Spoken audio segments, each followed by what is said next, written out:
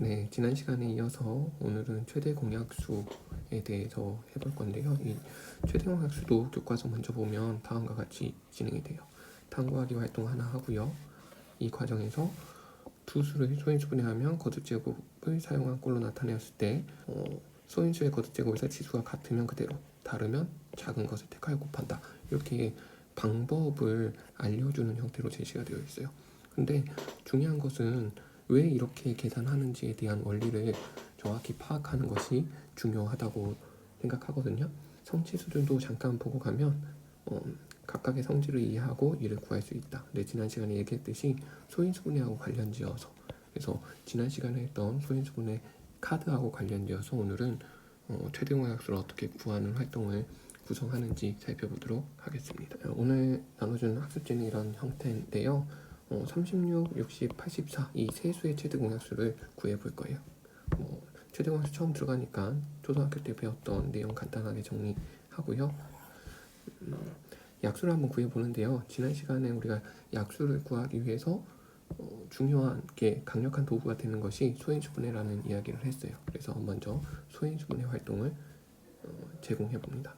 소인수분해를 하면 2의 제곱 곱하기 3의 제곱이고요. 2의 제곱 곱하기 3 곱하기 5고요. 2의 제곱 곱하기 3 곱하기 7이고요. 이렇게 인수분해 되어 있는 상황에서 상황에 따라서는 직접 이 카드들을 나눠줄 필요도 있을 것 같아요. 예를 들어서 36은 2카드 2장, 3카드 2장 뭐 이런 식으로 나눠주는 거죠.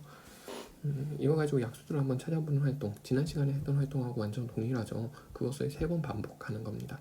여기서 가져올 수 있는 카드는 1하고 2하고 3이 있는 거고, 여기서는 1하고 2하고 3하고 5가 있는 거고요. 여기서는 1하고 2하고 3하고 7이 있는 형태죠.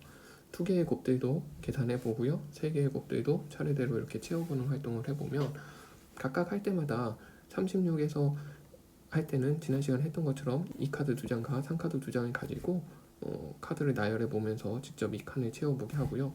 여기서는 2카드 2장과 3카드 1장과 5카드 1장을 가지고 채워보게 하는 활동을 하는 거죠. 그랬을 때 여기 채워놓은 상태에서 우리가 구하려고 하는 것은 최대 공약수잖아요. 그래서 가장 큰 공통으로 있는 것들 중에서 가장 큰 것들을 찾아보는 활동을 하는 거죠. 이런 과정을 통해서 이야기하고 싶은 것은 교과서에서 제시했던 소인수의 거듭제곱에서 지수가 같으면 그대로, 다르면 작은 것을 택하여 곱한 것이라는 사실을 자연스럽게 인식할 수 있도록 돕는 활동인 거예요. 그래서 소인수분해가 필요한 거고요.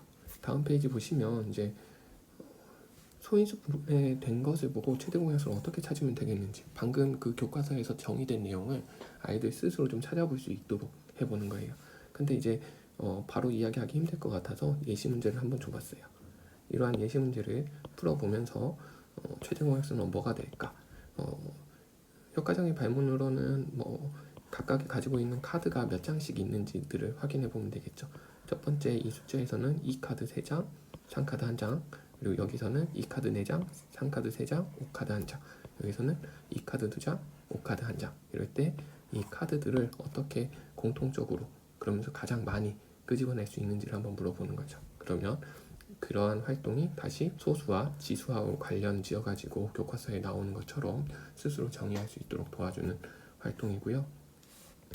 연습도 할 겸 서로서의 개념도 이야기할 겸해서 다양한 수들의 최대 공약수를 풀어보는 문제를 제공합니다. 그래서 여기서 10문제를 풀어보면요, 1에서 5번까지는 최대 공약수가 특정 숫자로 나오는 거고요.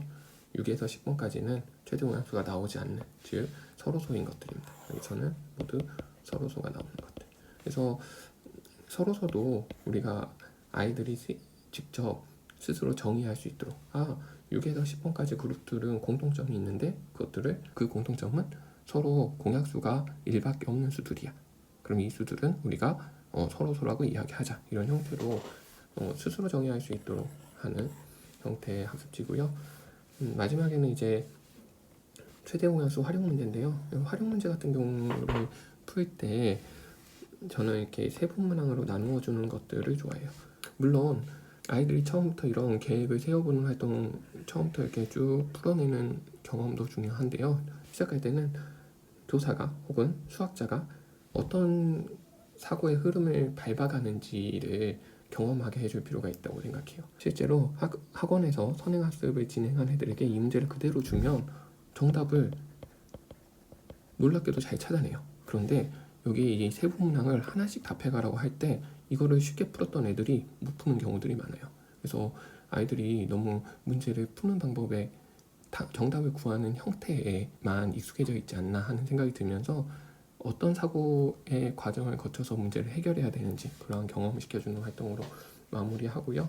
마찬가지로 다음 시간에는 이제 최소 공배수도 이러한 초인수분해 핵 카드 가지고 계산하는 방법으로 진행해 보도록 하겠습니다.